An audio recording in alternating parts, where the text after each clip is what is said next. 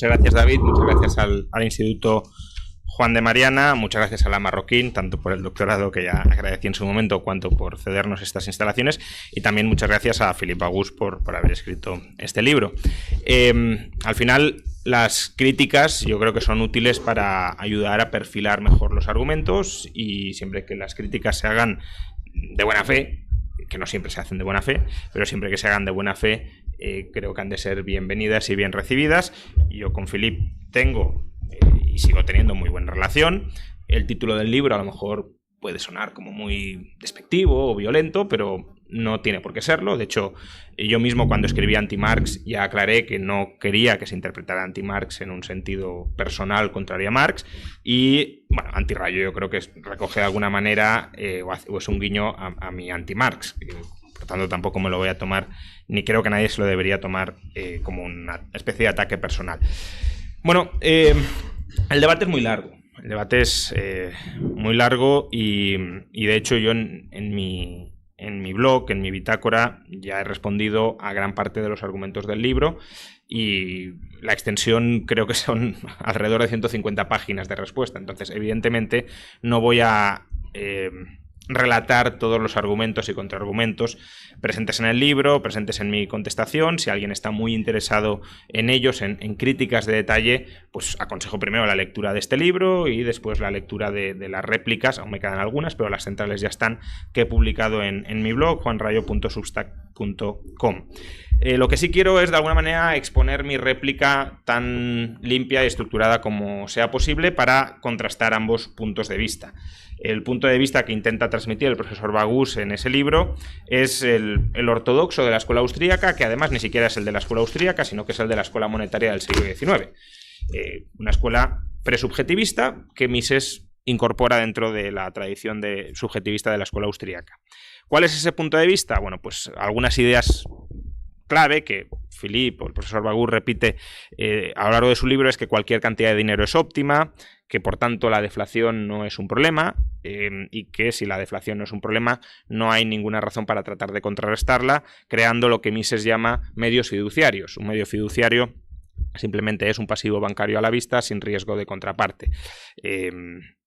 Y que de hecho la creación de medios fiduciarios, innecesaria, debido a que, como digo, cualquier cantidad de dinero es óptima y la deflación no es problemática, si acaso contribuye a falsear la disponibilidad de ahorro real, y al falsear la disponibilidad de ahorro real genera el ciclo económico típicamente austríaco. Bueno, yo creo que todas estas ideas son equivocadas, ninguna de estas ideas es correcta, y se van enredando entre sí en una maraña que nos conduce a una teoría monetaria que es bastante disfuncional para entender la realidad. No quiero decir que no haya un núcleo de razón en esta exposición. De hecho, yo creo que la teoría austríaca del ciclo económico es esencialmente correcta, y el núcleo de la misma hay que rescatarlo, pero hay que rescatarlo bien, no con teorías monetarias fundamentalmente equivocadas en cada uno de sus puntos. Entonces, primero, el dinero ideal ha de tener un valor estable. ¿Y por qué el dinero ideal ha de tener un valor estable? Porque el dinero es un estándar de valor. El dinero nos sirve para comparar socialmente valores.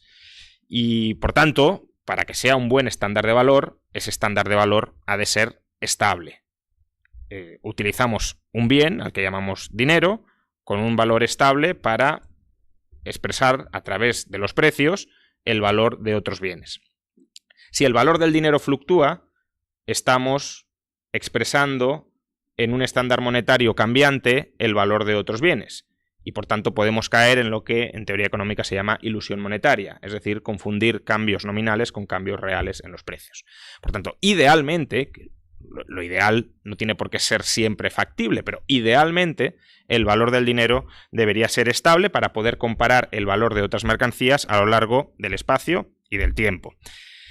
Precisamente porque utilizamos un bien como estándar de valor, y ese bien como estándar de valor tiene un valor bastante estable en el espacio y en el tiempo, también tiene sentido que utilicemos ese bien como forma de transferir valor a lo largo del espacio y del tiempo, es decir, como medio general de intercambio y como depósito de valor, que son las funciones, si lo queréis, materiales típicas del dinero. Pero la función cognitiva del dinero la que habilita el cálculo económico. Sin dinero no hay posibilidad de cálculo económico, y sin cálculo económico no hay posibilidad de coordinar una economía basada en la división del trabajo. La función cognitiva fundamental del dinero es la de unidad de cuenta, y por tanto el requisito de esa unidad de cuenta es la estabilidad de valor. ¿Qué sucede? Que si utilizamos, como digo, un bien como unidad de cuenta, y utilizamos, mejor dicho, el valor de ese bien como unidad de cuenta, el valor de ese bien, al que llamamos dinero, es susceptible de cambiar. Es susceptible de cambiar, ¿por qué? Pues porque si hay cambios en su oferta o en su demanda, como con cualquier otro bien, su valor, su utilidad marginal, cambiará. Un desequilibrio entre la oferta y la demanda de dinero es lo que se conoce como desequilibrio monetario. Y el desequilibrio monetario es problemático. No es verdad, como dice el profesor Bagús, que cualquier cantidad de dinero sea óptima. Aquí se confunde que cualquier cantidad de dinero potencialmente puede servirnos para desarrollar la función monetaria, con que cualquier variación en la cantidad de dinero es irrelevante, y no lo es. Los austríacos creo que entienden bastante bien por qué los incrementos descontrolados de la cantidad de dinero no son óptimos, porque tienden a tener un sesgo antiinflacionista comprensible, pero en cambio, cuando caemos en una deflación, o cuando hay una deflación, ahí no ven que puede haber, ahora lo debatiremos, pero puede haber una cantidad de dinero subóptima. ¿Por qué? Pues porque a lo mejor la demanda ha aumentado más que la oferta, y por tanto hay un incremento del valor del dinero, y por tanto hay deflación, y si hay deflación como consecuencia de una revalorización del dinero, lo que hemos hecho ha sido cambiar el estándar a través del cual comparamos socialmente valores, y por tanto estamos de alguna manera falseando el patrón con el que calculamos económicamente. Y eso es potencialmente distorsionador. Entonces, el desequilibrio monetario, que aumente la demanda de dinero sin que aumente la oferta, que caiga la demanda sin que caiga la oferta, que aumente la oferta sin que aumente la demanda, o que caiga la oferta sin que caiga la demanda, afecta al valor del dinero y por tanto afecta al sistema de precios. Y afecta al sistema de precios en dos sentidos. A corto plazo, como digo, como ya he dicho, y lo vuelvo a insistir ahora, distorsiona el cálculo económico, porque lo que hace es modificar el patrón monetario a través del cual calculamos económicamente. Es como si cada día estuviésemos redefiniendo la unidad de longitud metro. Pues claro, yo he comprado 5 metros, pero ¿qué significa 5 metros?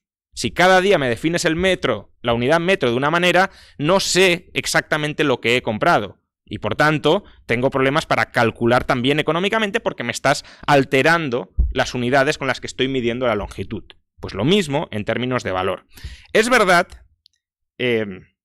que respecto a esto cabe una posible réplica, y es, bueno, si tú alteras el valor del dinero, del patrón monetario a través del cual mides el valor de otras mercancías, pero todos los precios se ajustan, por ejemplo, sube el valor del dinero y todos los precios se ajustan proporcionalmente a la baja, entonces los precios relativos no cambian. Si dividimos todos los precios por la mitad, pues los precios relativos siguen siendo exactamente los mismos. Por tanto, si se duplica, aunque no funciona exactamente así, pero si se duplica el valor del dinero y los precios caen a la mitad, si todos caen a la mitad, pues estamos en la misma situación que cuando el valor del dinero no se había duplicado. ¿Cuál es el problema de esto? Pues que no todos los precios se ajustan a la misma velocidad, ni se pueden ajustar a la misma velocidad. No solo porque haya rigideces contractuales de precios, que también. Los salarios no se renegocian cada día, los alquileres no se renegocian cada día, los tipos de interés no se renegocian cada día, etc. No solo porque haya rigideces en los precios, sino también porque los agentes económicos en un contexto deflacionario van a tratar de renegociar sus precios. Es decir, si hay una tendencia a que caigan todos los precios y yo consigo que los precios de lo que yo vendo o mis ingresos no caigan nominalmente, yo he conseguido un incremento en términos reales del valor del precio de lo que estoy vendiendo y de mis ingresos. Entonces, en un contexto deflacionario, sube la demanda de dinero, no aumenta la oferta de dinero, desequilibrio monetario, aumento del valor del dinero, deflación, de alguna manera se abre el melón a que todo el mundo intente renegociar los precios. Y si no todo el mundo tiene la misma capacidad de renegociación y no todo el mundo la tiene, entonces los precios se ajustarán a distintas velocidades. Y si los precios se ajustan a distintas velocidades, lo que ocurre es que hay un cambio en los precios relativos. No porque haya habido un cambio en los valores relativos de las mercancías, sino porque la unidad en la cual expresamos los precios ha cambiado y el ajuste de los precios respecto a esa unidad se ha desarrollado de manera o a distinto ritmo. De hecho, incluso si lo planteamos en términos de economía de información, planteaos lo siguiente. ¿Qué es más eficiente? Tenemos millones de precios expresados todos ellos en una unidad de cuenta.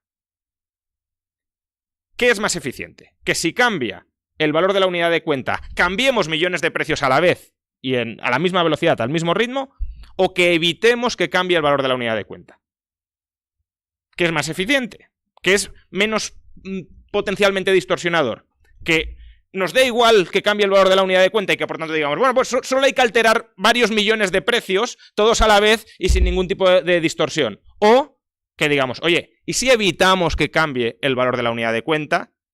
Por ejemplo, si ha aumentado la demanda, es decir, hay más utilidad, hay más demanda de dinero y por tanto el dinero es más útil, suministremos más oferta. Es que además, no sé, tampoco estoy planteando nada absurdo, es lo que sucede con cualquier otra mercancía. Si aumenta la demanda de una mercancía, intentamos aumentar la oferta. Entonces, estabilizando el valor del dinero, ni siquiera estoy diciendo el poder adquisitivo, cuidado, estoy diciendo el valor del dinero. En términos de la ecuación cuantitativa, M por V igual a P por Q, estoy diciendo de estabilizar M por V, no que los precios no puedan fluctuar, sino que M por V, el gasto nominal si lo queréis, pero bueno, el valor del dinero sea estable en el tiempo, para evitar falseamientos en el cálculo económico. Y dos, a largo plazo hay otro problema, y es, imaginad que la demanda de dinero aumenta, y por tanto su poder adquisitivo, aquí sí menciono el poder adquisitivo, va aumentando con el tiempo. Es decir, hay una deflación. Si la mercancía dinero, el oro, por ejemplo, gana poder adquisitivo frente al resto de mercancías, lo que sucede es que se convierte en una mercancía más rentable de producir. O sea, imaginad que producimos oro con un trabajador y hay una deflación del 50%. Bueno, pues ese trabajador sigue produciendo la misma cantidad de oro físico, por ejemplo, 1 onza de oro al mes, pero el sueldo de ese trabajador con una deflación del 50% ha caído a la mitad. Por tanto, ahora me compensa contratar a 2 trabajadores para que produzcan una mayor cantidad de oro. A largo plazo, el sistema económico, cualquier sistema económico, si el dinero gana poder adquisitivo, lo que tendemos a hacer, frente al resto de mercancías, lo que tendemos a hacer es a producir más dinero. Por eso la producción de oro no es cero. Y por eso, por cierto, que los austríacos digan, algunos austríacos o muchos austríacos digan que cualquier cantidad de dinero es óptima, debería llevarles a plantear si aquí no existe un fallo de mercado. Porque claro, si realmente cualquier cantidad de dinero es óptima y producimos oro, ¿para qué lo estamos produciendo? ¿Para qué estamos dilapidando esos recursos? Si ese oro extra, ¿qué función desarrolla? ¿Qué función monetaria desarrolla? Ninguno. Entonces, ¿qué pasa? Que el mercado nos está induciendo a hacer algo que es inútil. En lugar de tener esos trabajadores produciendo bienes y servicios útiles, los estamos dedicando a producir oro, que estamos diciendo que es inútil porque cualquier cantidad de oro es óptima. No, lo que está haciendo el sistema económico es tratar de estabilizar el valor del dinero incrementando la oferta de dinero. Y a largo plazo, la oferta de dinero sí es elástica. ¿Por qué es elástica? Pues porque a largo plazo la oferta de todo bien, en teoría económica, es elástica. Con suficiente tiempo puedes incrementar la oferta de lo que quieras. Incluso si me dices, no, pero es que la oferta de Bitcoin es totalmente inelástica a largo plazo, pues crearás otros activos que reemplacen a Bitcoin en ese suministro. Crearás sustitutos tan perfectos como sea posible, tan cercanamente perfectos como sea posible de Bitcoin. La cuestión es que intentaremos estabilizar el valor del dinero produciendo más dinero. Y claro, si tú destinas recursos a producir dinero como activo real, aquí he de matizar, lo que sucede es que esos recursos tienen un coste de oportunidad. Si los usas para producir dinero, no los puedes usar para producir otras cosas. Con lo cual, si fuéramos capaces de evitar la deflación por aumento del valor del dinero, podríamos conseguir que esos recursos que estamos destinando a producir oro se destinen a producir otras cosas. Y podéis decir, bueno, esto, al final, ¿cuán relevante es? Bueno, pues Friedman en los años 60 calculó, bueno, es un cálculo que podemos debatir si queréis, pero tampoco se aleja tanto de la realidad, calculó que un patrón oro con reserva 100% tendría un coste estructural en la economía, es decir, habría que destinar recursos suficientes cada año equivalentes al 2,5% del PIB. 2,5% del PIB de una economía es una auténtica barbaridad. Es un despropósito de coste monetario. No sé, todo el gasto público y privado en educación en España es el 4% del PIB. Estamos diciendo que no, por adoptar el patrón oro con coeficiente de caja 100%, pues nos comemos la mitad de todo el gasto educativo de una sociedad. No es moco de pavo. Y por tanto, si se consigue suministrar una alternativa que sea más barata, obviamente, y de igual calidad, claro. Aquí el profesor Bagus me dice, no, pero es que, claro, si tienen distinto coste, pero la calidad es distinta, hombre, sí, claro.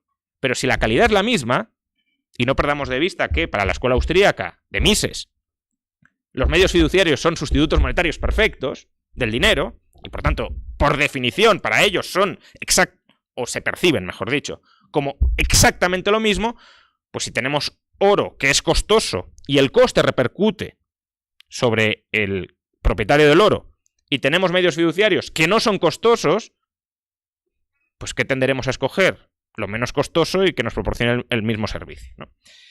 Entonces, bueno, esos son los dos grandes problemas del desequilibrio monetario, y no son problemas menores. Distorsión en el cálculo económico y alto coste de oportunidad. Por eso, cualquier sistema monetario, como digo, cualquier sistema monetario basado en un activo real, por ejemplo el oro, tiende a producir o más dinero o más oro, más activo real a largo plazo, o, si no se prohíbe, que es lo que pretenden los defensores del coeficiente de caja del 100%, aunque como ya veréis, hoy no voy a hablar de bancos, pero bueno, si queréis luego debatimos de bancos, pero no me hace falta en esta conferencia meter a los bancos para nada. Los defensores del coeficiente de caja del 100% quieren prohibir la alternativa, que es emitir sustitutos monetarios no respaldados al 100% por dinero. Es decir, pretenden prohibir la alternativa más barata para estabilizar el valor del dinero. El profesor Bagus, por ejemplo, en el libro dice, no, es que más o menos viene a decir, ¿quién es Rayo para decirle a la gente lo que es más racional o lo que es más eficiente o lo que es menos costoso? Yo no le tengo que decir nada a la gente. Son los defensores del coeficiente de caja del 100% quienes le quieren imponer una única opción. O utilizas oro, pero no te dejo utilizar medios fiduciarios. Bien. Entonces, ¿qué son esos sustitutos monetarios que permiten solventar el desequilibrio monetario? Es decir, que si aumenta la demanda de dinero, en lugar de aumentar la oferta de oro, aumentemos la oferta de sustitutos del oro. Pues bueno, son básicamente activos financieros, es decir, títulos de deuda, si lo queremos, más o menos, no es exactamente lo mismo, pero bueno, activos financieros, obligaciones personales, que pueden crearse o destruirse a discreción de las partes. Yo puedo ahora decir, oye, me endeudo por 1.000 euros, o me endeudo por 1.000 onzas de oro. Ya he creado un activo financiero con un valor potencial, ahora lo debatiré, pero con un valor potencial de 1.000 onzas de oro. ¿He tenido que producir 1.000 onzas de oro físicas? No. Tengo una promesa pagadera en 1.000 onzas de oro. ¿Que tú ya no la quieres? Pues te la tengo que pagar. Y si yo te tengo que amortizar esa promesa de pago, ese activo financiero, se destruye, desaparece. Una vez la amortizo, claro. Bien, por tanto, fijaos que la oferta de activos financieros que actúen como sustitutos del dinero es una oferta potencialmente mucho más elástica, tanto a la hora de expandirse como a la hora de contraerse, que la oferta de oro. La oferta de oro, si aumenta la demanda de oro, a corto plazo no podemos incrementar la oferta. Con lo cual, como os he dicho, el ajuste es vía precios. Y no todos los precios se ajustan a la vez. Pero es que además, si cae la demanda de oro, tampoco podemos destruir el oro. Como mucho le podemos dar usos no monetarios, pero eso también tiene un cierto límite. De modo que si cae la demanda de oro, el ajuste también es vía precios, es decir, vía inflación. En cambio, con los sustitutos monetarios, activos financieros, que aumenta la demanda de dinero y de sustitutos del dinero, aumenta la oferta de activos financieros. ¿Que se reduce la demanda de dinero o de sustitutos del dinero? Se reduce la oferta de activos financieros. El mecanismo ahora lo expondré. ¿Bien? Por tanto, estabilizas con variaciones en la oferta de sustitutos monetarios el valor del dinero. Bien, ¿qué activos financieros son aptos para actuar como sustitutos del dinero? Pues aquellos que cotizan sin descuento frente al dinero. Es decir, que cotizan a la par frente al dinero. Un sustituto monetario de 100 onzas de oro es un activo financiero que tenga un valor de mercado de 100 onzas de oro. Obviamente, si un activo financiero tiene un valor de 90 onzas de oro, no será un sustituto perfecto de 100 onzas de oro. ¿Cómo conseguir que si yo me comprometo a entregar 100 onzas de oro, esa promesa, ese pasivo financiero mío, que será un activo financiero de quien lo tenga, cotice sin descuento frente al oro? Pues hay dos requisitos fundamentales: que no haya riesgo de contraparte o que no se perciba riesgo de contraparte, y que no haya o no se perciba riesgo de interés o riesgo de duración. ¿Cómo conseguimos que los que poseen o los que incorporan en sus saldos de tesorería activos financieros crean que no tiene riesgo de contraparte? Pues sobrecolateralizando con activos ese pasivo financiero. Si yo te debo 100 y tengo 10.000, pues el riesgo de contraparte será muy escaso. ¿Por qué? Pues porque tengo activos suficientes, incluso vendiéndolos a un descuento muy grande, como para pagarte ese pasivo financiero. ¿Cómo conseguimos que no tenga riesgo de interés o riesgo de duración? ¿Qué es el riesgo de interés? Pues que si suben los tipos de interés, el valor de los activos financieros tiende a caer. Y si bajan los tipos de interés, el valor de los activos financieros tiende a subir. Claro, si yo tengo un activo financiero y suben los tipos de interés y quiero utilizarlo o quiero endosarlo a un tercero, si han subido los tipos de interés y se ha depreciado el activo financiero, no es un buen sustituto del dinero. Imaginad que yo tengo algo que vale 100, un activo financiero que vale 100, suben los tipos de interés y vale 80. Pues ya no lo puedo revender a 100. Entonces, estoy como expuesto al riesgo de que el precio social del tiempo y del riesgo, los tipos de interés, cambien y yo me descapitalice. Con dinero no. Si yo tengo oro, que suben los tipos de interés, que bajan los tipos de interés, una onza de oro sigue siendo una onza de oro. El coste de oportunidad de tener oro atesorado será mayor o menor, pero el valor del oro es el mismo. Pues un sustituto del oro también tiene que tener un valor estable frente al oro en caso de que varíen los tipos de interés. ¿Cómo conseguimos que un activo financiero sea insensible a los cambios en los tipos de interés? Bueno, lo primero es que la duración de ese activo financiero sea muy reducida. Existe, como os he dicho, una relación inversa entre el valor o el precio de los activos financieros y los tipos de interés, pero es una relación creciente con la duración. A mayor duración de un activo financiero, mayor sensibilidad de ese activo financiero a los cambios en los tipos de interés. O dicho de otra manera, si la duración es muy reducida, los tipos de interés no afectan al valor o al precio de ese activo financiero. En el extremo, la duración ideal es nula, que es la duración a la vista. ¿Qué es una duración a la vista? Que yo cobro cuando quiero. Entonces, ¿vuestros depósitos o vuestras cuentas corrientes en el banco se deprecian si suben los tipos de interés? No. Tienen el mismo valor con respecto al dinero que si los tipos de interés no hubieran variado. Ahora bien, ¿es suficiente con que un activo financiero tenga un plazo a la vista o a muy corto plazo? Me da igual, imaginad, vence a un día, vence a 2 días, pues los tipos de interés tampoco influyen de una manera relevante y significativa en su valor de mercado. ¿Es suficiente que tenga un plazo muy, muy reducido o un plazo a la vista? No. ¿Por qué? Pues porque si tú te comprometes a pagar, a entregar oro en cualquier momento que te lo solicite el acreedor, necesitas contar con activos suficientes como para poder responder a esa petición de reembolso. ¿Y cómo consigues? Y por tanto, el deudor solo está realmente exento, y por tanto el acreedor, del riesgo de interés si sus activos reales contra los que quieres o que quieres utilizar para hacer frente a ese pago también están libres del riesgo de interés. Imaginad que yo debo 100 onzas a la vista y tengo 200 onzas invertidas en una inversión a 200 años. Pues como suban los tipos de interés, el valor de esa inversión se desploma por debajo de 100 onzas y por tanto no puedo devolver 100 onzas. Por tanto, no es solo que la duración del activo financiero sea baja, sino que la duración de los activos financieros o reales con los que voy a amortizar, con los que pretendo amortizar, hacer frente al pago de ese activo financiero, también ha de ser reducida. Y por tanto, el acreedor está protegido frente al riesgo de interés porque el deudor también está protegido o está exento del riesgo de interés.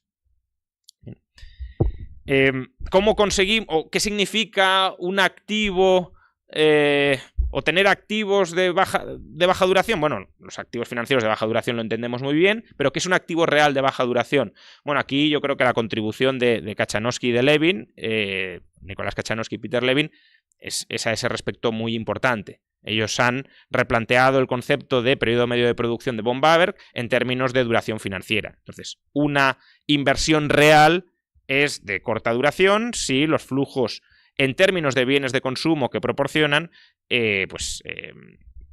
calculándolo así, la duración es baja. Es decir, si es una inversión que está cercana al consumo, para entendernos. Cuanto más cercana al consumo final esté una inversión, cuanto más rápidamente proporcione flujos de bienes de consumo una inversión, menor es su duración.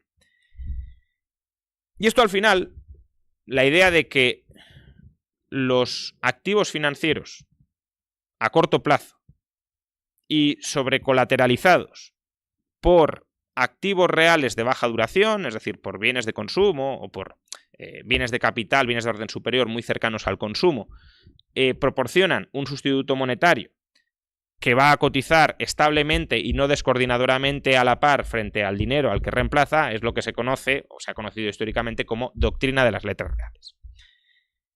Por tanto, en cierto modo lo que estoy diciendo es que el suministro de sustitutos del dinero que estabilice el valor del dinero ante cambios en su demanda, de tal manera que aumentamos la oferta de sustitutos monetarios cuando aumenta la demanda, reducimos la oferta de sustitutos monetarios cuando se reduce la demanda, se puede conseguir a través de la doctrina de las letras reales, es decir, a través de la emisión de pasivos financieros a la vista o a muy corto plazo que estén respaldados por activos reales o financieros de baja duración. Especialmente, en cuanto a activos reales, inversiones muy cercanas al consumo. ¿Esto qué significa? Pues significa que si la demanda de dinero aumenta, es decir, si los agentes quieren incrementar sus saldos de tesorería, los agentes pueden incrementar sus saldos de tesorería o teniendo más dinero o teniendo más sustitutos del dinero. Por tanto, si quieren tener más sustitutos del dinero, y hemos dicho que los sustitutos del dinero son activos financieros, que haya un incremento de la demanda de activos financieros significa que el tipo de interés de esos activos financieros va a bajar. Si yo estoy dispuesto, lo mismo con los bonos, si yo estoy dispuesto a tener una cartera más amplia de bonos, será porque estoy dispuesto a que el tipo de interés que me paguen esos bonos sea más bajo. Entonces, si yo estoy dispuesto a reducir el tipo de interés que les exijo a mis deudores podrán financiarse más asequiblemente conmigo. ¿Eso qué significa? Bueno, un error muy típico de la teoría austríaca ortodoxa es que presupone que solo existe un tipo de interés único en toda la economía, cuando el tipo de interés a corto plazo no tiene por qué ser el mismo que el tipo de interés a largo plazo, y de hecho existe una cosa que se llama curva de rendimientos que expone que a distinta duración, distinto tipo de interés. Bueno, pues básicamente lo que estoy diciendo es que si hay un aumento de la demanda de tesorería, de dinero o de sustitutos del dinero, lo que ocurrirá es que los tipos de interés a corto plazo caerán. Y si los tipos de interés a corto plazo caen, lo que sucederá es que la inversión a corto plazo tenderá a aumentar. Por tanto, habrá un incremento de la emisión de activos financieros a corto plazo que canalizará financiación ¿a qué? A incrementar la inversión a corto plazo de bienes de consumo. O en términos austríacos, o en términos de triángulos hayekianos, lo que sucederá es que la estructura productiva se achatará. Es decir, aumentará la inversión en bienes de consumo a costa, si no ha habido un incremento de la disponibilidad de factores productivos, a costa de la inversión a largo plazo. Que también puede suceder que haya aumentado la oferta de ahorro, en cuyo caso lo que sucederá es que aumentará la provisión o la inversión en bienes de consumo sin reducir la inversión en las etapas más alejadas del consumo. Y al revés, si la demanda de saldos de tesorería se reduce, se corta el suministro de financiación a esas etapas más cercanas al consumo y por tanto la estructura productiva se alarga. Bien. Esto, al final, lo podríamos denominar, o está muy conectado, está muy enlazado, el que mayor demanda de tesorería, mayor oferta de medios fiduciarios, mayor oferta o mayor inversión en industrias cercanas al consumo, menor demanda de dinero, menor oferta de medios fiduciarios, menor inversión en industrias cercanas al consumo, lo podríamos denominar, o está muy cerca al menos, al llamado principio de reflujo de Fullerton. Es decir, que cuando la oferta de medios fiduciarios se vuelva redundante, cuando la oferta de sustitutos del dinero supere su demanda, habrá una contracción de esa oferta de medios fiduciarios, habrá una amortización, habrá una interrupción del suministro de financiación a través de medios fiduciarios. Y por tanto se interrumpirá la financiación de las inversiones que están financiando. Y si están financiando inversiones a corto plazo, cercanas al consumo, menor suministro de financiación a industrias de consumo, es que se corta la inversión en esas industrias de consumo. Y al revés, si aumentamos la provisión de financiación, pues habrá mayor inversión en las industrias de consumo. Bien.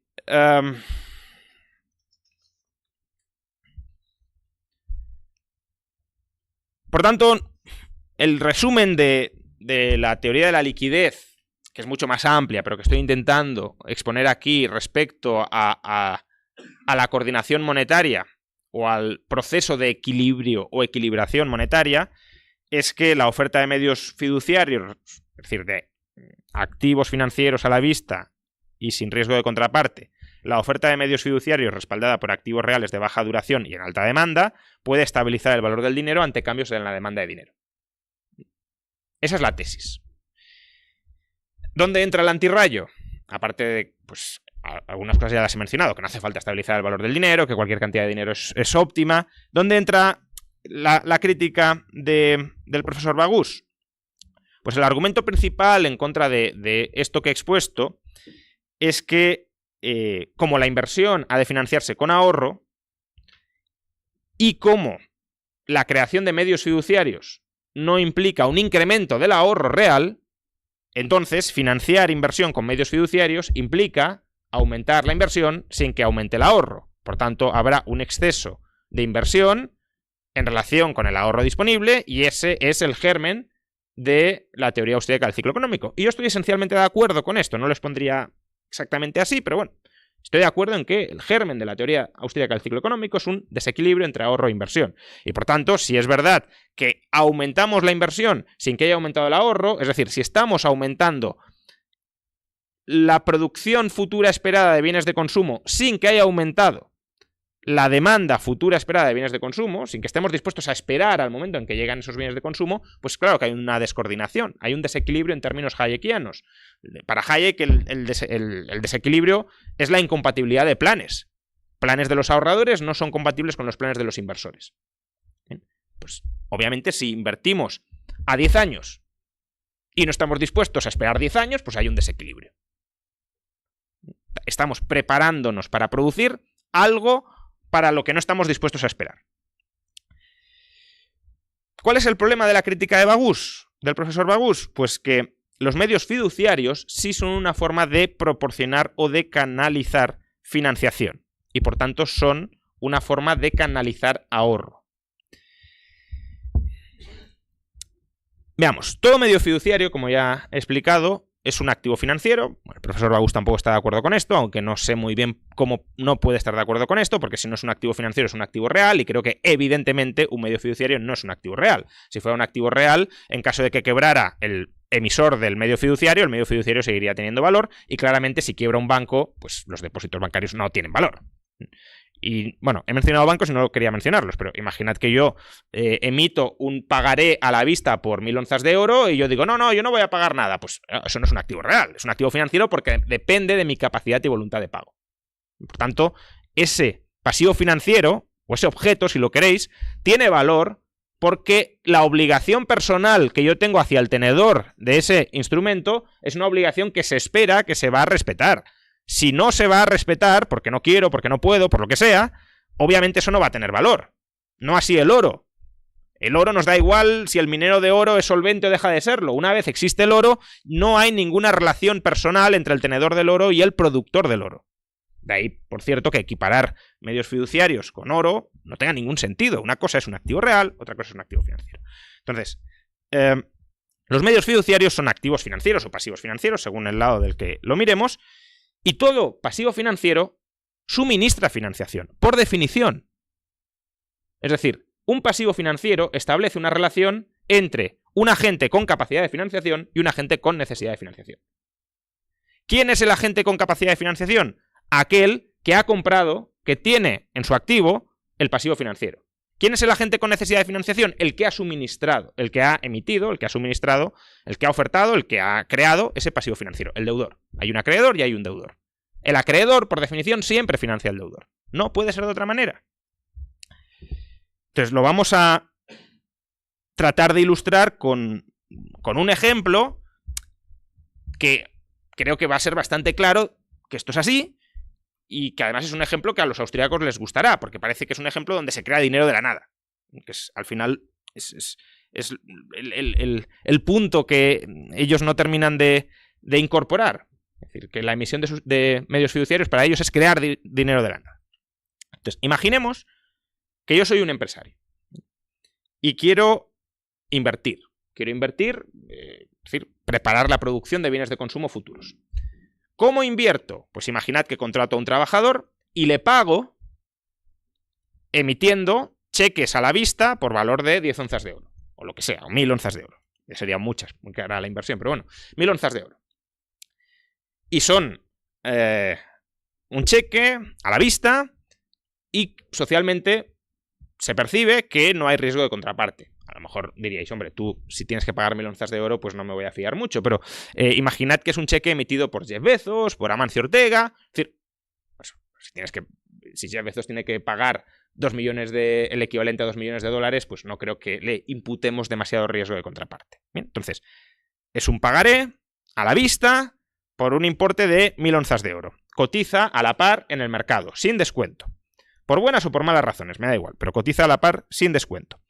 Y yo con eso le pago al trabajador. Bien, por tanto estoy invirtiendo, el trabajador está trabajando para mí, está produciendo bienes de orden superior y ese trabajador cobra ese pagaré de 1000 onzas de oro, que es un medio fiduciario en el sentido de que cotiza sin descuento frente al oro. Bien, ¿quién está financiando qué aquí? ¿Quién está ahorrando qué? Pues, de entrada, mientras el trabajador mantenga ese pagaré que yo he emitido y con el que le he contratado y le he pagado por su jornada laboral, mientras lo mantenga en su saldo de tesorería, quien está ahorrando y por tanto financiando mi inversión es el propio trabajador. Yo le estoy pagando en un pasivo financiero que él está decidiendo no cobrar. Por tanto, me está suministrando financiación. De hecho, imaginad que yo le voy pagando todos los meses en pasivos financieros y al cabo de 5 años le he ido pagando con pasivos financieros, él los acumula en su saldo de tesorería, completo la inversión y me dice, ahora págame. Pues ya te puedo pagar porque he completado la inversión, la vendo y te pago. ¿Quién me ha financiado? Él, dándome tiempo a que yo complete la inversión. Él no exigiéndome que le pague.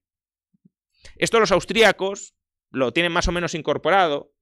Y dicen, no, si se crean medios fiduciarios y los factores originarios de producción, los trabajadores, ahorran el 100% de los medios fiduciarios, entonces no hay ciclo económico. Vale. Pero demos un segundo paso. Imaginemos que el trabajador no quiere incorporar en su saldo de tesorería, en su activo, ese medio fiduciario que yo he emitido. Y lo que hace es comprar un bien de consumo, porque necesita consumir. Entonces va a un tendero, o va a un fabricante, o a un agricultor, me da igual, y le vende, le entrega ese pagaré, ese medio fiduciario, a cambio de tomates, a cambio de televisores, a cambio de automóviles, me da igual. Y el vendedor de esas mercancías lo mantiene en su saldo de tesorería. ¿Quién está ahí ahorrando y financiándome? El vendedor de esas mercancías. Mientras el vendedor de esas mercancías no me exija que le pague, me está financiando él a mí. Mientras esa persona mantenga ese activo financiero en su saldo de tesorería, ¿qué está haciendo? Está renunciando a consumir. Es que la escuela austríaca, y creo que correctamente, define ahorro como abstinencia de consumo. Por tanto, mientras un señor mantiene en su saldo de tesorería un activo financiero, se está absteniendo de consumir, está ahorrando. Y me está dando tiempo a mí, que soy su deudor, a que no le pague y por tanto a que mientras no le tenga que pagar pueda completar mi inversión. O imaginad que el trabajador, en lugar de comprarse bienes de consumo, lo que hace es comprarse bienes de capital, bienes de orden superior. ¿Ahí quién está ahorrando? Pues estará ahorrando nuevamente el vendedor de bienes de capital, porque mientras ese vendedor de bienes de capital mantenga el medio fiduciario en sus saldos de tesorería, no está consumiendo. Y a su vez, cuidado, el trabajador también estará ahorrando por su cuenta, porque si tiene un bien de orden superior, hasta que no lo utilice para producir bienes de consumo, se está absteniendo de consumir. Aquí tendremos dos procesos de ahorro y de inversión distintos, pero quien me financia a mí es quien tiene mi pasivo financiero y no me lo cobra, es decir, el vendedor en este caso de la mercancía. Por tanto, mientras mantenemos los medios fiduciarios o cualquier otro pasivo financiero, porque si pongo este mismo ejemplo con otro pasivo financiero, creo que todo el mundo lo va a entender muy claramente y además los austríacos ortodoxos ni siquiera van a disputarlo. Imaginad que yo a un trabajador le pago por trabajar para mí, para las inversiones que estoy haciendo, la producción de bienes de orden superior, le pago en acciones de mi empresa. ¿Hay ahorro o no hay ahorro ahí? Pues claro que hay ahorro. Y si ese trabajador le vende las acciones de mi empresa a un empresario a cambio de bienes de consumo, ¿quién está ahorrando? Pues el que tiene las acciones. Pues lo mismo con otros activos financieros. Es decir, con medios fiduciarios, que son activos financieros a la vista. Entonces, mientras mantenemos un activo financiero en nuestro activo, en nuestra cartera de inversiones, estamos suministrándole financiación al deudor de ese activo financiero, aquel que lo ha emitido y que es su pasivo financiero. Y cuando endosamos ese activo financiero a otro agente, ese otro agente se subroga en la posición del ahorrador y del financiador, del agente con capacidad de financiación del emisor de ese pasivo financiero. ¿Cómo podemos socialmente dejar de ahorrar? Porque claro, uno puede decir, bueno, pero si siempre vas transfiriendo ese activo, pues al final estamos forzados a ahorrar. No es verdad, porque si le exigimos al deudor que pague, en ese momento le cerramos el grifo de la financiación. En ese momento, que es cuando se ha de amortizar el activo financiero, y por tanto se reduce, desaparece, es cuando dejamos de financiar y podemos reducir nuestro ahorro. Pero precisamente por eso, y ya voy terminando, precisamente por eso es tan importante que si estamos hablando de activos financieros a la vista, las inversiones que esté financiando el tenedor en cada momento, el inversor en cada momento de esos activos financieros, sean inversiones de baja duración. Porque si yo tengo un activo financiero a la vista, y por tanto hay una persona que es un deudor a la vista, a la que quiero dejar de financiar, es decir, quiero dejar de ahorrar, y nadie más quiere ahorrar en mi lugar, pues esa persona me va a tener que entregar bienes de consumo. Estamos diciendo que no ahorrar es disponer, adquirir bienes de consumo. Por tanto, si yo dejo de ahorrar, dejo de financiar, quiero acceder a bienes de consumo. ¿Y cómo puedo acceder a bienes de consumo? Si esa persona tiene inversiones, ha financiado inversiones a muy corto plazo que sean capaces de suministrarme cuando yo lo pida bienes de consumo. Y si no, pues tenemos un problema. Y es el problema que se llama ciclo económico austríaco. Si yo quiero dejar de ahorrar ahora y lo que he financiado son inversiones a 20 años, pues esas inversiones a 20 años no se pueden convertir en bienes de consumo ahora mismo. Y por tanto, hay un desequilibrio entre mi plan como ahorrador y el plan del inversor.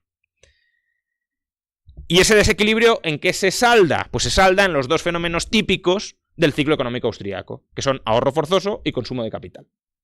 ¿Qué es el ahorro forzoso? Pues que el ahorrador, en este caso yo, el que ha financiado esa inversión, pues a lo mejor tengo que esperar más de lo que quería para terminar consumiendo. Porque claro, si hay aquí una maquinaria que producirá en 5 años bienes de consumo, pues si yo quiero hoy bienes de consumo no me puedo comer la maquinaria.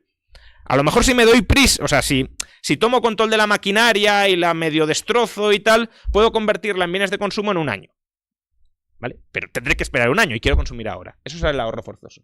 ¿Y qué es el consumo de capital? Pues que si esa máquina estaba preparada para producir bienes de consumo en 5 años y era hiperproductiva en 5 años y yo digo, no, quiero consumir lo antes posible. La voy a destrozar aunque me dé muy pocos bienes de consumo, pero que me los dé ya.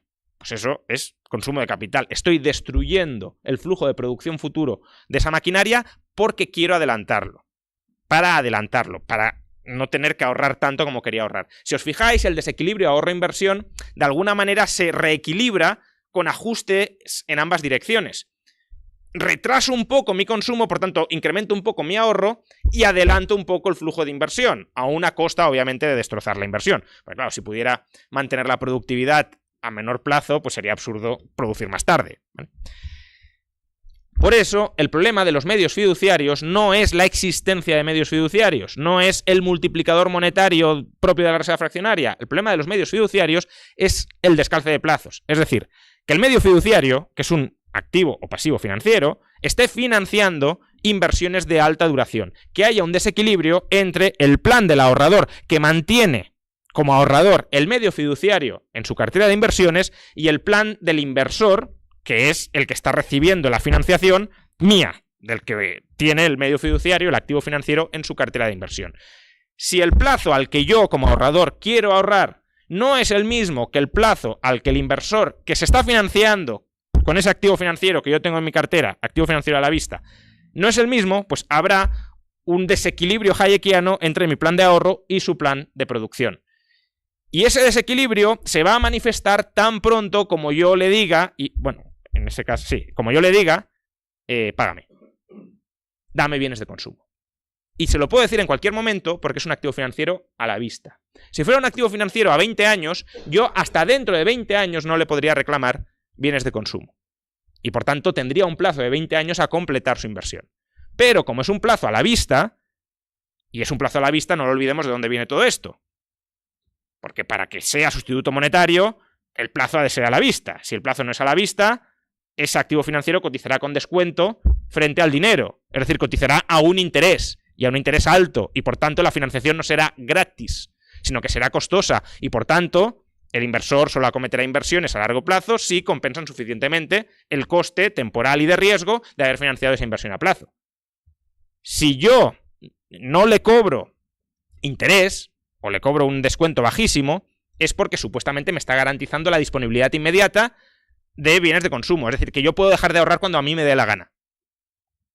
Y si el inversor que emite esos medios fiduciarios, esos activos financieros a la vista, no hace eso, no invierte de tal manera que pueda transformar su inversión a muy corto plazo en bienes de consumo, doctrina de las letras reales, entonces hay un desequilibrio entre planes. Y eso es el ciclo económico austríaco.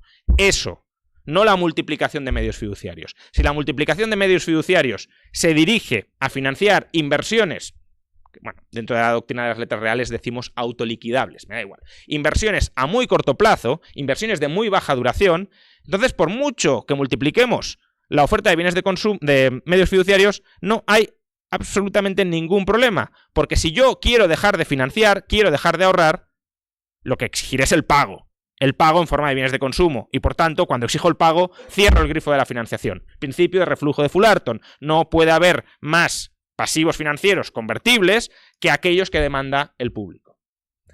Lo que sí puede haber, y termino con esto, y ese es el problema que tiene la ley o el principio de reflujo de Fullerton, lo que puede haber es un desequilibrio entre, como os he dicho, el activo financiero o el pasivo financiero y los activos que está financiando. Es decir, cuantitativamente, el principio de reflujo de Fullerton es cierto. No puede haber más pasivos financieros convertibles que aquellos que demanda el público. Es cierto, eso es verdad.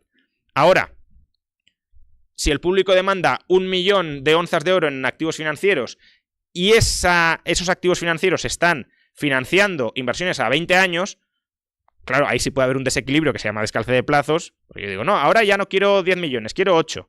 Ya, pero es que no puedo amortizar esos dos porque las inversiones son a muy largo plazo y no puedo liquidarlas para pagarte. Cualitativamente sí puede haber un desajuste, cuantitativamente no. De ahí que el multiplicador sea irrelevante y lo que cuenta sea lo cualitativo, es decir, el descalce de plazos y de riesgos, que no lo he mencionado, pero sería otro. Pero bueno, descalce de plazos. Ese es el germen de la teoría austríaca del ciclo económico. que el plazo del ahorro no es igual al plazo de la inversión. Muchas gracias.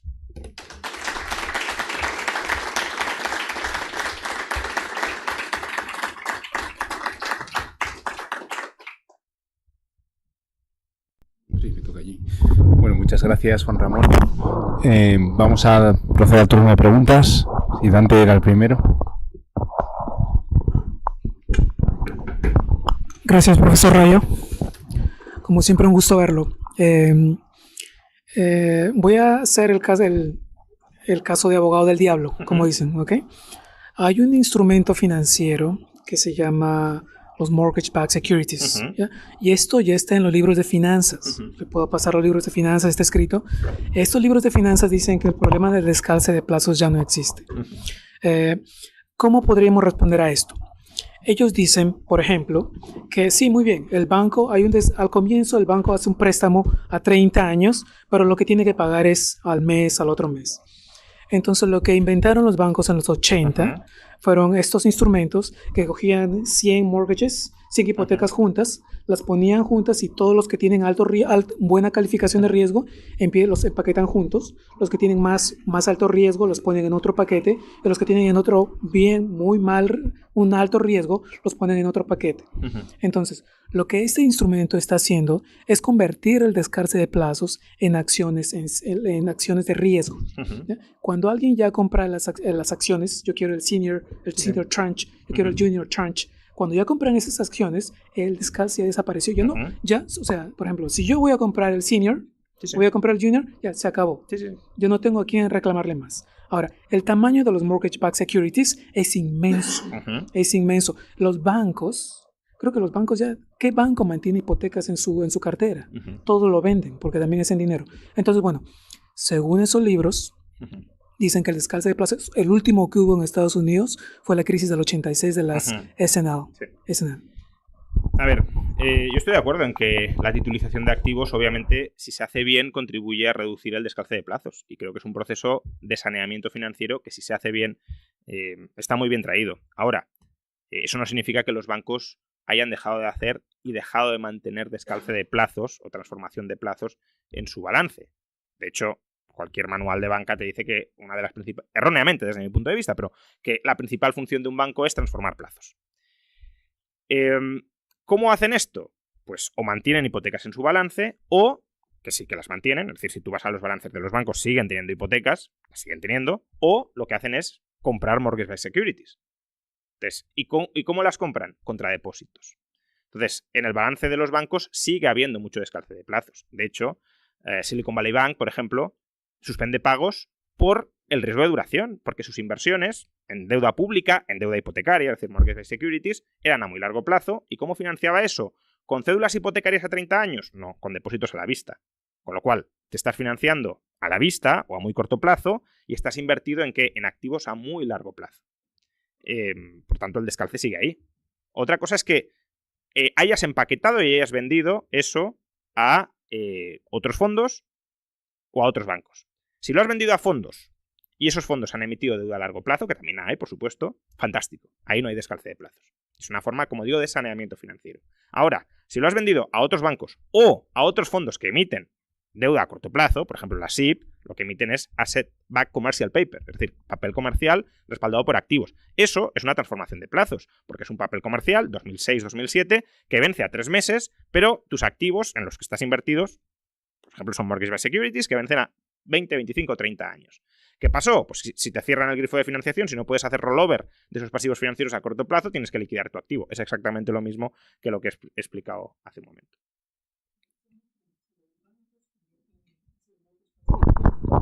Todos los préstamos, todo lo convierten en eso. Me gustaría saber cuál es el tamaño realmente de los bancos que aún mantienen balances en mortgages. Lo que los bancos hacen es que mantienen en su balance lo peor que no pueden vender. Los mortgage-backed securities que no pueden vender, eso lo mantienen. El tamaño de los préstamos hipotecarios que se mantienen en los bancos sigue siendo muy alto. Pero estamos hablando a lo mejor de 9 billones o 10 billones de dólares. De hecho, es que un banco, si ha titulizado las hipotecas, no puede mantenerlas en su balance. Es un activo que ya está fuera de su balance. Si tú te miras el balance de cualquier banco y siguen teniendo hipotecas en el balance, esas hipotecas no las han titulizado. Porque si las hubieran titulizado no podrían estar ahí. Porque si no tendríamos duplicidad de activos. Es decir, yo te he vendido a ti la hipoteca y yo la mantengo en mi balance y tú la tienes en tu balance. Sí, no, eso se separa Por eso, legalmente. entonces, si tú te miras el balance de cualquier banco, o sea, es que aparte, si los bancos no tuvieran activos, no tendrían pasivos. Es decir, los depósitos serían cero. Por tanto, algo han de tener en el activo. Y desde luego lo que tienen no son letras de cambio, son activos a largo plazo. ¿Por qué razón unos bancos no titulizarían ciertos mortgages? Pues porque les sale rentable. O sea, a ver, tú titulizas para volver a dar nuevos créditos, no titulizas porque sí. Entonces, el banco, la fuente de negocios del banco, ¿cuál es? Explotar el margen de intermediación. Está invertido en unos activos y se financia con unos pasivos. Entonces, los activos, a mayor duración, mayor interés le pagan. Los pasivos, a menor duración, menor interés tiene que pagar. Por tanto, lo que intentará hacer el banco es tener activos a largo plazo, sean las hipotecas que ha dado originalmente o sean las que ha titulizado, las de otro banco que ha comprado, con pasivos a corto. Porque si inviertes a corto y te endeudas a corto, el margen de intermediación es muy escaso. Y no tendrían riesgo de duración, no tendrían riesgo de liquidez. Por tanto, ahora que han... de interés, perdón. Ahora que han... ni de liquidez tampoco, pero me estaba refiriendo al de interés. Ahora que han subido los tipos de interés, todo el sistema bancario estaría perfectamente saneado. Y no es así. Es decir, ¿por qué quiebra el Silicon Valley Bank? Por riesgo de interés. ¿Por qué quiebra el First Republic Bank? Por riesgo de interés. No quiebra porque sí. ¿Para qué están las regulaciones bancarias como Basilea III? Para decirles, oye, no os apalanquéis mucho y no descalcéis demasiado plazos. Es decir, las ratios bancarias de liquidez en Basilea III lo que te imponen es: tienes que tener activos de alta calidad liquidables a un valor estable en el mercado suficientes como para hacer frente a un cierre de financiación o a un reembolso de 30 días. No, si fueran activos a corto plazo todos, pues no habría ningún problema de eso, no habría que regular nada. Porque hay varias preguntas. Sí, por ahí.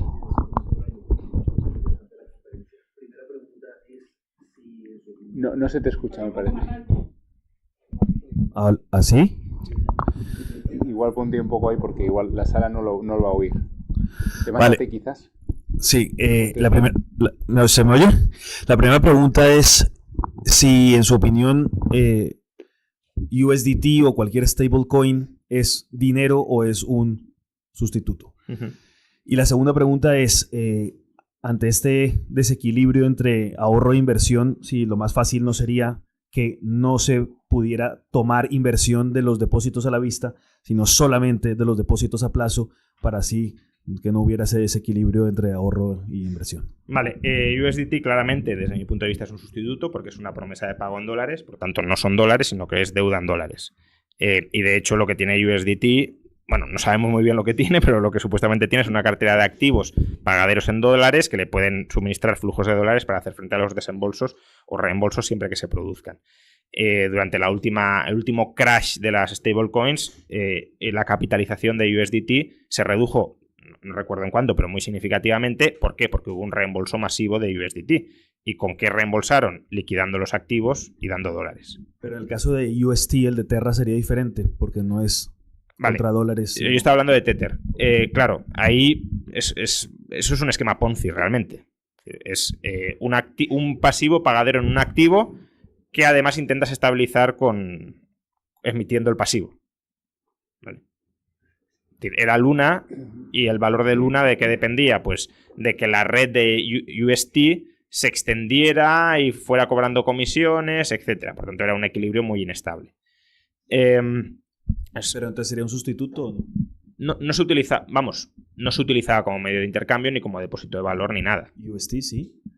UST, sí. Bueno, lo intentabas estabilizar, o sea, sería, un sustituto monetario con un activo tremendamente ilíquido, como es Luna. O sea, pretendías financiarte con un sustituto monetario, pero mal financiado y líquido, que es justamente lo que estaba criticando aquí. Es decir, que tus activos no tengan un valor estable para mantener, a su vez, estable el valor de los pasivos. Sobre el desequilibrio ahorro-inversión, la reserva fraccionaria ni es condición necesaria ni condición suficiente para que haya desequilibrio entre ahorro e inversión.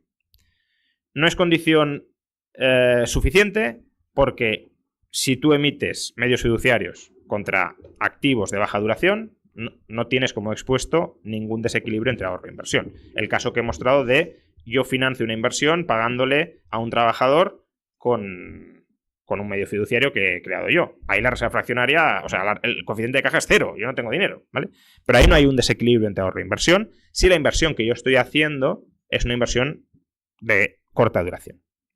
Entonces, no es condición suficiente. Tampoco es condición necesaria porque tú puedes tener un desequilibrio entre el plan de ahorro y el plan de inversión a plazo. Es decir, ahorramos depósito a 1 año, ¿vale? Y yo invierto a 20, pues hay un desequilibrio.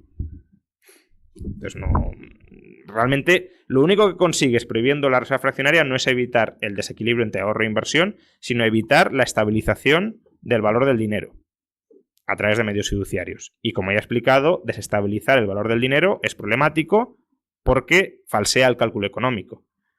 A mí hasta cierto punto me sorprende, o sea, viendo las cosas con perspectiva y reflexionando ya varias veces sobre estos temas, que los austríacos estén tan preocupados, con razón, por cómo se falsea el cálculo económico a través de la manipulación de los tipos de interés y en cambio estén ciegos o les da igual a los problemas que se derivan de falsear el cálculo económico por alteración del valor del dinero. La ilusión monetaria, en definitiva. Es decir, vale, sí. Si los tipos de interés se reducen artificialmente, pues entonces tendremos un problema. De acuerdo. Y si los precios relativos se desajustan porque el valor del dinero cambia y no todos los precios se ajustan a la misma velocidad, ahí da igual. Al final el tipo de interés también es un precio relativo entre precios, bienes de orden inferior y bienes de orden superior. Entonces, ese precio relativo nos preocupa mucho, con razón, pero los precios relativos de todo lo demás, como consecuencia de una desestabilización del valor del dinero, nos dan igual. Vale. Gracias, Juan Ramón. Si los descalces de plazos son problemáticos, ¿no podría estar justificado que se prohibiesen? Y si se prohibiesen, ¿no sería eso muy parecido realmente al coeficiente de caja de 100%? Empiezo por el final, no. Porque, sí, o sea, Basilea III ya pretende regular algo de eso, lo que pasa es que lo regula muy mal. Pero prohibir el descalce de plazos sería, tú quieres invertir a 10 años, pues financiate a 10 años. Tú quieres invertir a muy corto plazo, pues te puedes financiar a muy corto plazo. Incluso a la vista, porque, a ver, un plazo a la vista no es exactamente un plazo nulo. Es el plazo del momento en el que se reembolsa. Es un plazo indeterminado, a priori indeterminado. Por tanto, que tú te financies a la vista no significa que debas tener ya el dinero. Significa que en el momento en el que te pidan cobrar, has de ser capaz de tener el dinero. ¿Vale? Que es distinto, porque a lo mejor te pido cobrar en 1 año, con lo cual tienes un plazo de inversión en 1 año, ¿vale? Entonces, no. Lo que forzarías es a que se casara el plazo de ahorro con el plazo de inversión y dejarías abierto un plazo indeterminado de inversión para ser financiado con deuda a la vista, que es una deuda con un plazo indeterminado de vencimiento. Y la primera, si se justificaría que se regulara, bueno, ya lo justifican en parte, Basilea III lo intenta regular, ya digo, muy insuficientemente, muy desnortadamente, si lo queremos, pero lo intenta regular. Prohibir por completo me refería. O sea, prohibir por completo. Primero, a lo mejor uno podría decir, oye, tus teorías económicas llevan a proposiciones normativas muy antiliberales. Bueno, si eso fuera así, pues no habría por qué cambiar o falsear la teoría económica. La teoría económica es descriptiva, no hay que ajustar la teoría económica a las conclusiones normativas a las que yo quiero llegar. Pero bueno, de todas formas, tengamos presente que eso es lo que propone al final los defensores del coeficiente de caja del 100%, que es, oye, prohibamos este tipo de financiación. El problema de tratar de prohibir el descalce de plazos es que el descalce de plazos no está absolutamente predeterminado o no es absolutamente cierto. Yo puedo creer que el plazo de mi inversión es 10 años, pero a lo mejor es 15. Entonces, ¿cómo puedes imponer un calce de plazos cuando no podemos conocer cuáles son los plazos de la inversión? La inversión puede ir mucho mejor y puedo recuperar antes, o puede ir peor y puedo recuperar más tarde. Lo mismo con el riesgo. O sea, porque el problema no es solo el descalce de plazos, es también el descalce de riesgos, que es otra forma de descoordinar el plan del ahorrador del plan del inversor. Yo quiero muy poquito riesgo y tú me inviertes en algo muy arriesgado, por tanto yo no estoy estimando adecuadamente la probabilidad de que me quede sin consumir. Y eso altera todos mis otros planes. Pues aquí lo mismo, ¿cómo vas a regular que no se pueda invertir a más riesgo del riesgo que quiere el ahorrador. Oye, puedes hacer cierta regulación, no digo que no, pero no será una regulación precisa, porque no sabes exactamente cuánto riesgo quiere asumir el ahorrador, ni tampoco puedes medir objetivamente el riesgo de la inversión. Pues con los plazos lo mismo. Gracias. Vale, yo tengo una duda y es al respecto sobre que efectivamente se restringe la emisión de medios fiduciarios para, digamos, estabilizar el valor del dinero a través de la reserva de 100%. Pero esa estabilización, ¿qué margen tiene con respecto a que, bueno, se promete que no va a haber altos índices de inflación o de deflación? Pero, ¿hasta qué margen se puede manejar eso? Porque, veamos, un 10% de deflación o de inflación, normalmente, y aunque no queremos entrar en los bancos, el Banco Central promete estabilidad en el valor de la moneda. En una sociedad del libre mercado, sin Banco Central ni nada, ¿hasta qué punto el emisor calcularía o se podría decir que estimaría ese equilibrio o esa estabilidad en el valor de la moneda? No, conseguiría... No sé si he entendido adecuadamente la pregunta. O sea, ya te avanzo que a lo mejor la respuesta no es la que estás buscando, pero... o sea, en un sistema de libre mercado la estabilización no es un objetivo consciente del sistema, es una consecuencia, si lo quieres, no intencionada o indirecta de la libre emisión de medios fiduciarios, digámoslo así.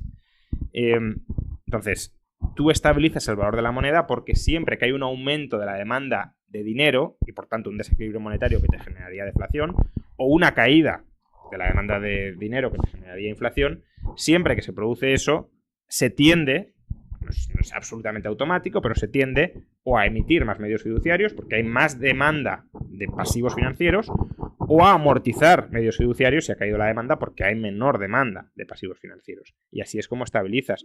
El sistema monetario actual, el sistema monetario actual hasta cierto punto sí está basado en la estabilidad. Está basado en la previsibilidad de una inflación estable. Tú sabes que cada año tu moneda se va a depreciar un 2%. Y lo sabes y lo puedes incorporar en tu cálculo. Eso es lo que promete el Banco Central. Luego, ¿lo logra o no lo logra? Pero digo, el compromiso del Banco Central es ese. Y el problema justamente está cuando el Banco Central no consigue respetar ese compromiso. Porque entonces la moneda cae en descrédito, se desestabiliza la demanda de dinero y aún fluctúa más la inflación. Pero si a ti te dicen, mira, cada año tu tenencia de dinero un 2% va a perder de valor. Fijo, seguro. Tú puedes hacer cálculo económico, no sin dificultad, pero lo puedes hacer. E incluso puedes llegar a aceptar esa pérdida como, bueno, pues los defensores del coeficiente de caja al 100% te dirán, no, una comisión del 2% por depósito está bien. Bueno, pues el equivalente a esa comisión. Que, cuidado, no estoy defendiendo el modelo actual, lo estoy describiendo. En Patrón Oro, que es el sistema que yo creo que, teniendo problemas, que tiende a dar mejores resultados, Patrón Oro con emisión de sustitutos monetarios bajo el principio de las letras reales, tú tienes estabilidad del valor del dinero atado al coste de producción del dinero, eso sí. O sea, si hay cambios en el coste de producción del dinero, tendrás cambios en el valor del dinero, pero porque ha cambiado el coste de producción. Bueno. Sí, y yo también tengo una pregunta, aprovecho. Vamos a ver, el ejemplo que has puesto me ha gustado mucho, pero yo si te contrato y te doy un papel, sí. Y tú vas con ese papel y se lo das a Capella, sí. Resulta que Capella pues es que es un hombre huraño que tiene allí pues como 1000 monedas de oro, pues yo qué sé, que las ha heredado o lo que sea, pero no las quiere, no se fía de los bancos, no se fía de nada, la tiene ahí. Y él venga, va, te doy a ti el dinero y tú te vas a comprar a la tienda, pero claro, en el fondo lo que estamos produciendo va a tardar unos años porque tú eres que eres albañil, entonces vamos a hacer una casa y tú te vas a comprar una casa que aún no está. Eso generaría un desequilibrio, claro, entre ahorro, o sea, es decir, el ejemplo que has puesto implica que el que te endosa, ¿no? Es decir, que el que acepta el pagaré, pues se abstiene de consumir, pero ¿qué pasa si lo que pasa es que hay un desatesoramiento de dinero, se mueve más rápido el dinero? ¿Pero eso qué tiene que ver con la emisión de medios fiduciarios? No, pues lo que tú estás describiendo sucedería exactamente igual si Capella desatesora dinero. Eso es. Sí, eso es, claro. Sí, eso es. Pero es que, aunque tengas coeficiente de caja de 100%, eso lo... No, sí, sí, sí. Sí, por eso, que no tiene que ver con la emisión de medios fiduciarios. Y de hecho, la emisión de medios fiduciarios lo que puede hacer es que, si tú quieres cobrar en oro, lo que hará será reemplazar sustitutos monetarios por el oro. O sea, el oro que se está desatesorando te puede servir como compensación por la reducción. O sea, te puede llevar a reducir la oferta de medios fiduciarios, estabilizando, por tanto, la oferta de dinero en sentido amplio.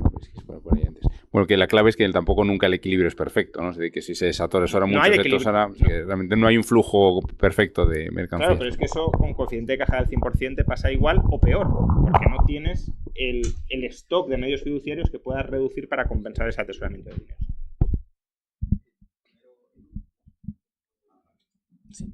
Nada, un pequeño apunte, que ahora hace unas frases acabas de decir algo de la banca con coeficiente de caja del 100%. Y simplemente apuntar que la banca con coeficiente de caja del 100% sería imposible, ¿no? Porque ¿qué billetes están circulando? ¿Quién está pagando el depósito por esos billetes? ¿Y cómo podrían circular los billetes? No podrían circular. No sería más que un mero almacén. O sea, no habría banca de ningún tipo. Sí, hombre. O por lo menos habría banca, un tipo de banca de inversión de plazos, pero que no podrían circular billetes. Tanto como que es imposible, no lo sé, con las nuevas tecnologías a lo mejor sí sería posible, pero coincido en que no sería un banco. O sea, el banco no es eso. El banco es un intermediario financiero y ahí no estás intermediando nada. Ahí estás custodiando. Son dos modelos de negocio distintos, ambos legítimos, ambos en competencia, y la cuestión es permitir el libre mercado y que escoja el público el que más le convenga, que es lo que extrañamente los anarcocapitalistas pues no aceptan. Vale, solo ese punto que has dicho, la banca. Sí, bueno, por circunscribirme a los términos que utilizan ellos. Nada, felicidades por la brillante intervención. Te quería comentar que eso que comentas de que los austríacos dicen que cualquier cantidad de dinero es una cantidad deseable, creo que tiene una parte intrínsecamente cierta, que cualquier cantidad de dinero vale, siempre y cuando sea infinitamente divisible, por así decirlo, o suficientemente divisible. Pero por otro lado, como dices, o sea, no cualquier cantidad vale, porque al final lo que importa es esa variabilidad claro, de cuánto vale una cantidad determinada. Entonces creo que sí que es cierto que cualquier cantidad valdría siempre y cuando sea divisible. El problema es cómo varía esa cantidad de dinero necesaria para lo mismo, ¿sabes? A ver, primero, el punto clave efectivamente creo que es que confunden que cualquier cantidad de dinero es adecuada con que las variaciones en la cantidad de dinero son irrelevantes. Ese es un punto fundamental. Ahora, tampoco estoy de acuerdo en que cualquier cantidad de dinero sea adecuada. Me puedes decir que hay... Podría ser adecuada, quiero decir. Me puedes decir, y te puedo comprar, que hay un margen amplio de indeterminación de qué cantidad de dinero es adecuada. Vale. Es decir, si en lugar de haber 100.000 toneladas de oro en el mundo hubiese 50.000 o 200.000 o 500.000, ¿el oro podría seguir siendo dinero? Sí. Eso no significa que ese margen sea absolutamente elástico como un chicle. Tú mismo has dicho, bueno, siempre que se pueda seguir subdividiendo. Bueno, claro, pero es que entonces ya no cualquiera es adecuada. Efectivamente, ¿vale? Y además la subdivisión, es decir, todo el mundo quiere tener un cierto saldo de tesorería en su balance, entonces, en su cartera. No, si hay 10 onzas de oro, ¿podrías abastecer la demanda monetaria mundial en términos de oro? No. Por eso comento lo de si fuese infinitamente divisible. Claro, porque entonces estamos hablando de infinitamente divisible. O sea, imagínate que en vez de ser oro, o sea, y con esto no te estaba llevando la contraria en nada, claro. Imagínate que en vez de ser oro es Bitcoin, pero con muchísimo más... Ni siquiera Bitcoin es infinitamente divisible. Que ni siquiera Bitcoin es infinito. Ya. Bueno, se podría programar para que lo fuera. Imagínate que programadamente lo tienes infinitamente visible. Si es que ni siquiera era una réplica nada que... Una cosa es por el lado de poco y luego puede ser excesivo la cantidad de dinero. Imagínate que dijéramos no. Pero siempre, o sea, si fuese estable, siempre, es como en vez de ser un euro, tendrías 1.000 euros valdrían un euro. No, porque el coste de almacenamiento se dispararía. Es decir, si el valor unitario es tan sumamente... O sea, si el bien es tan súper abundante que su valor unitario es bajísimo, entonces el coste de almacenamiento es altísimo. Tú imagínate que dices, no, la arena va a ser el dinero. Pues no. ¿Por qué? Porque tendría un coste de almacenamiento gigantesco. Entonces, de la misma manera que hay características objetivas del dinero que contribuyen a que lo haga mejor o peor dinero, la divisibilidad, por ejemplo, es una de ellas, pues la cantidad o escasez relativa también lo es. Que claro, puede ser relativamente escaso con muchas cantidades, de acuerdo, pero no con cualquiera. Sí, entiendo. Y además la cantidad influye sobre muchas otras características del dinero que los propios austríacos reconocen que son características o propiedades influyentes en determinar qué es el dinero. Sí, entiendo y lo comparto. Tenía otra zona así. Al final el problema que tendría no sería ni la reserva fraccionaria ni nada en cuanto a eso. O sea, para mí es el incentivo perverso que das a cualquier banco o a cualquier emisor a ser rescatado por la población en general. Entonces, para mí ahí está el problema. Simplemente. Sí, claro. Lo que hay que prohibir no es la reserva fraccionaria, lo que hay que prohibir es el rescate bancario, básicamente. Bueno, o de cualquiera que emita sustitutos monetarios con la excusa de que están emitiendo sustitutos monetarios. Y bueno, finalmente creo que en esta intervención, a diferencia de otras veces en vídeos que haces o incluso en clase que estoy ahora experimentándolo, ha sido más rápido a la hora de hablar. Creo que tal vez porque aquí la gente pues entiende economía y entonces te ves en la tal, pero creo que es más fácilmente muchas veces seguirte el ritmo cuando pues, hablo por mí, no sé, ¿sabes? Pero creo que es más fácil entenderte en algunas ocasiones cuando hablas más rápido que cuando hablas más lento, por lo menos para mí, porque ya a mí se me despista la cabeza a veces. Puede ser. Pero solo como sugerencia. Lo que estaba diciendo David, no sé si lo que querías decir, o al menos a mí me has inspirado, que hay gente que mientras unos descalzan plazos, otros podrían hacer la operación contraria, que sería un descalce inverso, que es un poco absurdo. Pedir prestado a largo y prestar a corto porque eso tiene costes y no vas mucho más allá, pero lo que puedes hacer es mantenerte en posición de liquidez, estar tú líquido para cuando los demás están ilíquidos y tienen problemas, aprovecharte de ellos y comprarles a precios de derribo. Entonces, el problema del descalce de plazos, cuando solo lo hace un banco o cuando lo hacen pocos intermediarios financieros, es un problema para ellos. Lo que están haciendo es asumiendo riesgos. O sea, primero no hay que prohibirlo porque es una asunción de riesgos, beneficios, que mientras la gente sea consciente de que ahí puede haber un problema, vale. Pero para el resto puede ser una oportunidad de que están esperando, a ver si estos se dan el batacazo, les compramos. El problema es cuando se hace sistemáticamente, lo hace toda la economía y ya nadie tiene liquidez para comprar eso. Eso es, pues ahí ya no tiene solución más que, bueno, que se genera inflación y lo acaba pagando todo el mundo, no voluntariamente. Este era el comentario serio. Los comentarios un poco más cachondos ahora es... esto es el anti-antirrayo. En el anti-antirrayo podría haber algún error que alguien hubiera descubierto que diera lugar a un anti-antirrayo. Tú llamas de ratas... Tú llamas de ratas a cada vez que te pille un error, le llamas, esto es una rata. Luego, anti-antirrayo, en lógica, no, se elimina. Luego, anti-antirrayo es rayo. Luego, esta charla ha sido rayo by rayo, ¿no? Rayo. Un poco ególatra. Bueno, la egolatría de la que dedica el libro. Vale, y un poco más en serio, no acabo de entender, ya lo discutiremos otro día, ¿por qué has distinguido valor de poder adquisitivo y el que no son lo mismo y tal?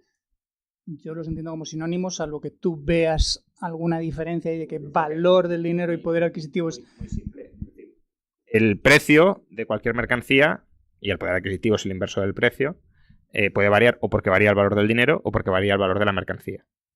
Y lo que... Sí, claro. O sea, el valor del dinero se puede mantener. Pero eso es la regla de Selgin, ¿cuál es? Que si hay aumentos de la productividad, haya deflación. ¿Por qué? Pues porque si aumenta la cantidad de bienes y por tanto la utilidad marginal de los bienes cae, es lógico que caigan los precios. Lo que hay que estabilizar no es, lo que hay que impedir no es que varíe cualquier precio al alza o a la baja, sino que el valor del dinero varíe. Sí, pero ha habido un momento en que has dicho que lo que tú quieres estabilizar es MV, eso es estabilizar el flujo total de gasto, no es estabilizar el poder adquisitivo del dinero, que es P. El poder adquisitivo del dinero, el valor del dinero es P.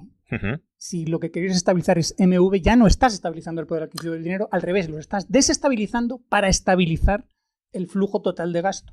Pero, que es lo que quiere estabilizar Selgin. Pero P puede bajar o subir. Ah, claro. Si varía la cantidad de bienes, o sea, tú estabilizas MP. P es el nivel de precios. Claro, pero es el nivel de precios por cambio en el valor de los bienes, no por cambio en el valor del dinero. O sea, no, podría ser por cambio en el valor del dinero. No, porque has estabilizado M por V. Pero M por V solo es el flujo nominal de gasto. Bueno, a ver, Bueno, M esto es la oferta de dinero y V es la oferta y es la demanda de dinero, es el inverso de la demanda. Por tanto, si eso se mantiene estable, es que se mantiene estable el equilibrio monetario. Con lo cual, si los precios varían al alza o a la baja, es porque varía al alza o a la baja la cantidad de bienes, no por otra cosa. O la de dinero. No, porque se ha estabilizado. Si estabilizas MV, no has estabilizado la cantidad de dinero. No, la cantidad no. Ah. El equilibrio entre oferta y demanda. Lo discutimos otro día. Vale. Podemos dar por finalizada la sesión, porque además Paco siempre interviene el último, entonces ya eso es así. Bueno, muchísimas gracias a todos, gracias al ponente, muchas gracias Juan Ramón.